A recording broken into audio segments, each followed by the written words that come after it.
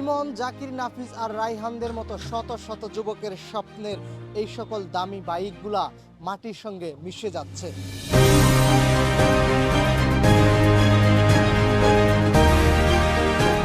কারণ একটাই, সেটি হচ্ছে তারা নির্ধারিত পারমিশন নেয়নি, ছিল না ড্রাইভিং লাইসেন্স। হয়তোবা কম টাকার মূল্যের বাইক কিনতেই তাদের এই করুণ পরিণতি দেখতে হচ্ছে চোখের সামনে।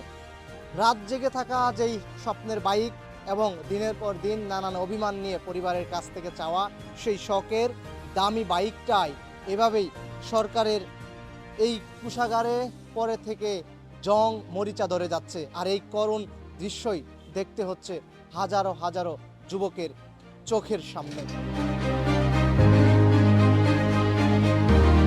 তাই একটু সচেতনতা আর আমাদের মাঝে জনগুরুত্বপূর্ণ হয়ে উঠেছে জনসচেতনতা।